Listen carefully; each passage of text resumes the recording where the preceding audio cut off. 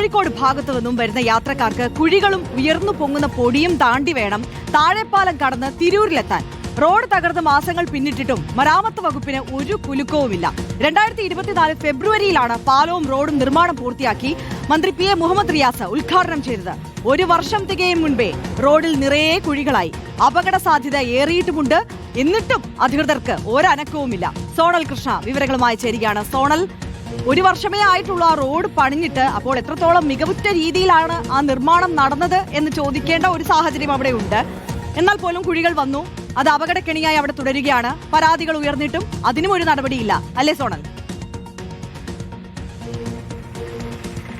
തീർച്ചയായിട്ടും ആര്യ, നമുക്ക് ആ ദൃശ്യങ്ങളിലേക്ക് തന്നെ പോകാം.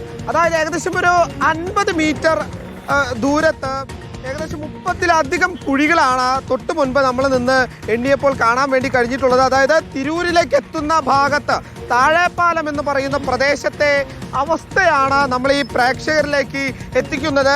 വലിയൊരു അമർഷം ഇതുവഴി പോകുന്ന എല്ലാ യാത്രക്കാർക്കും ഉണ്ട് എന്നുള്ളതാണ് ഏറ്റവും പ്രധാനപ്പെട്ട കാര്യം. കുറച്ച് സമയം നമ്മളിവിടെ നിന്നപ്പോൾ തന്നെ പോകുന്ന ഓട്ടോച്ചേട്ടന്മാരുൾപ്പെടെ അവരുടെ ഒരു അമർഷം നമ്മളോട് പ്രകടിപ്പിക്കുന്ന സാഹചര്യം ഉണ്ടായിട്ടുണ്ട്. എന്താണ് ചേട്ടാ, വലിയ സങ്കടമാണ് അല്ലേ? ഒരു ദിവസം എത്ര വട്ടമാണ് ഇതിൽ കൂടെ ഞാൻ പോകുന്നത്? ഒരു 10-14 വട്ടം പോകുന്നത് സ്കൂൾ കുട്ടികളായിട്ട്. യാത്രക്കാരൊക്കെ കയറാത്ത മട്ടത്തിലാണ് പോയി പോണത്. സ്കൂൾ കുട്ടികളെ കൊണ്ടുപോകണത് 9:20 എന്നുള്ളത് 9:35, 40 ആകുമ്പോൾ അവിടെ എത്തുന്നത്. ഇവിടെ ഓരോ കുണ്ടിലും ആൾക്കാർ ബൈക്കിട്ട് വീണതൊക്കെ ഉണ്ട്. സംഭവങ്ങൾ, നിത്യ സംഭവങ്ങളാണ്. എന്താ അവസ്ഥ? എന്താ ഇത് നമുക്കറിയാലോ, നമുക്ക് എറണാകുളം കോഴിക്കോട് ദേശീയപാതയും കൂടിയാണിത്. ഇത് ഏകദേശം അടുത്ത കാലത്ത് ഈ ബ്രിഡ്ജ് ഓപ്പൺ ആയിട്ടുള്ളൂ.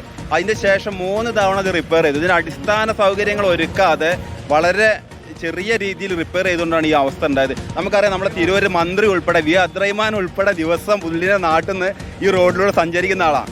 അദ്ദേഹം വരെ സഞ്ചരിച്ചിട്ട് ഇതിനൊരു മാറ്റമില്ല എന്നുള്ളതാണ്. അതുപോലെ തന്നെ ഞങ്ങൾ ബ്രിഡ്ജ് ഓപ്പറേറ്റർക്ക് ഞങ്ങൾ പരാതി കൊടുത്തു. പരാതി കൊടുത്തതിന് ശേഷം ഇപ്പോൾ 7 മാസമായി. 7 മാസമായിട്ടും ഒരു നടപടിയില്ല.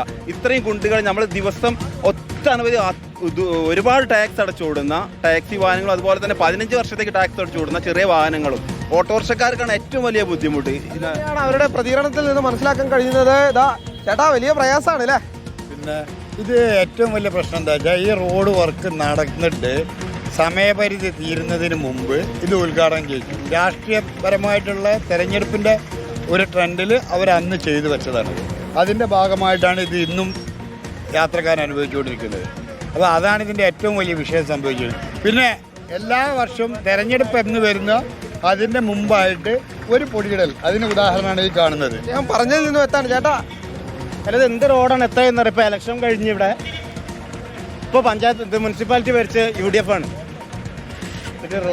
യാത്രക്കാരെ സംബന്ധിച്ച് വലിയ അമർഷമുണ്ട് എന്നുള്ളത് തന്നെയാണ് ഏറ്റവും പ്രധാനപ്പെട്ട കാര്യം. വലിയ പ്രശ്നമാണല്ലേ?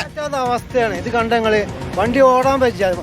മനസ്സ് ഭയങ്കര വിഷമത്തിൽ കൂടെ പോകുമ്പോൾ എത്ര വർഷം ഇങ്ങനെ നിൽക്കുന്നത്. അത് തന്നെയാണ് ഈ ഡ്രൈവർമാരെ സംബന്ധിച്ച് അവർക്ക് ഏറ്റവും വിഷമമുള്ള കാര്യമാണ്. കാരണം പലതവണ പരാതി കൊടുത്തിട്ടും ഒരു നടപടിയുമില്ല. വണ്ടിക്കാണെങ്കിൽ ഒരു മാസത്തിൽ പലതവണ പണി വരുന്ന സാഹചര്യം കൂടിയുണ്ട്. ഈ കുഴിയുടെ ദൃശ്യങ്ങൾ നമുക്ക്, അതായത് ദൃശ്യങ്ങളിൽ കാണാം എത്രത്തോളം ആഴമുണ്ട് ഈ കുഴിക്ക് എന്നുള്ളതാണ് ഏറ്റവും പ്രധാനപ്പെട്ട കാര്യം.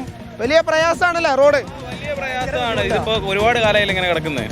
ഭയങ്കര ബുദ്ധിമുട്ടാണ്. ഇപ്പോൾ നമുക്ക് വണ്ടിയൊക്കെ കൊണ്ടുപോകുമ്പോൾ ഈ കുഴിയിലൊക്കെ വീണ്, പ്രത്യേകിച്ച് രാത്രികളിലൊക്കെ പെട്ടെന്ന് പോയിട്ട് ഇതിൽ വീണ് കഴിഞ്ഞാൽ തലടിച്ച് വീഴേ. അതെ, പലതവണ ആളുകൾ വീണ കുഴിയാണ് നമ്മൾ ഈ പ്രേക്ഷകരിലേക്ക് എത്തുന്നത്. ഈ കുഴിയിൽ വീണിട്ടാണ് പലതവണ രാത്രികാലങ്ങളിൽ ഉൾപ്പെടെ യാത്രക്കാർക്ക് പരിക്കേൽക്കുന്ന സാഹചര്യമുള്ളത്. നമുക്ക് കാണാം ഏകദേശം ഒരു 50 മീറ്റർ ദൂരത്തിൽ എത്ര കുഴിയുണ്ട് എന്നുള്ളത് നമുക്ക് ദൃശ്യങ്ങളിൽ നിന്ന് വ്യക്തമാവും.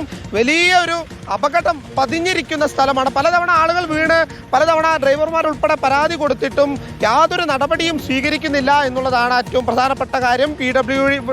ഈ പൊതുമരാമത്ത് വകുപ്പിൻ്റെ കീഴിൽ വരുന്ന റോഡാണിത് എന്നുള്ളതാണ് പ്രധാനപ്പെട്ട കാര്യം. പലതവണ പരാതി പറഞ്ഞിട്ടും ഒരു നടപടിയും സ്വീകരിക്കുന്നില്ല എന്നുള്ളത് മറ്റൊരു കാര്യമാണ്. എന്തായാലും ഈ റോഡ് പണിത്, ഈ പാലം ഉൾപ്പെടെ പണിത് 1 വർഷം തീരുന്നതിന് മുമ്പ് തന്നെ ഇത്തരത്തിൽ അപാകത സംഭവിക്കുന്നു എന്നുള്ളത് ഏറ്റവും സങ്കടകരമാണ് എന്നുള്ളത് തന്നെയാണ് ഈ യാത്രക്കാരും പറഞ്ഞു വെക്കുന്നത്. ഓക്കെ സോണൽ, താഴെപ്പാലത്തെ ദുരിത യാത്രയുടെ കാഴ്ചയാണ് നമ്മളിപ്പോൾ പ്രേക്ഷകർക്ക് മുന്നിലേക്ക് എത്തിച്ചിരിക്കുന്നത്. 1 വർഷമേ ആയിട്ടുള്ളൂ ആ റോഡ് നിർമ്മാണം പൂർത്തീകരിച്ച് ഉദ്ഘാടനം ചെയ്ത് കൊടുത്തിട്ട് ആ ഒരു വർഷത്തിനുള്ളിൽ തന്നെ ആ റോഡിന്റെ അവസ്ഥ ഇതായി. 50 മീറ്ററിൽ എത്രത്തോളം വലിയ കുഴികളാണ് രൂപപ്പെട്ടിരിക്കുന്നത് അതിനുള്ളിൽ തന്നെ എന്നുള്ളതാണ് സാഹചര്യം. അവിടെ ദിവസേന യാത്ര ചെയ്യേണ്ടി വരുന്ന ആളുകളുടെ അവസ്ഥ, പ്രത്യേകിച്ച് ഈ ടാക്സി ഓടുന്ന ഡ്രൈവർമാരുടെയും ഓട്ടോ ചേട്ടന്മാരുടെയും ഒക്കെ അവസ്ഥ അവര് നമ്മളോട് തത്സമയം വിവരിക്കുകയായിരുന്നു. വല്ലാത്ത ദുരിതത്തിലാണ് അവിടുത്തെ യാത്രക്കാർ എന്നുള്ളതാണ്. സോണൽ കൃഷ്ണയാണ് തിരൂരിൽ നിന്ന് വിവരങ്ങൾ നൽകിയത്.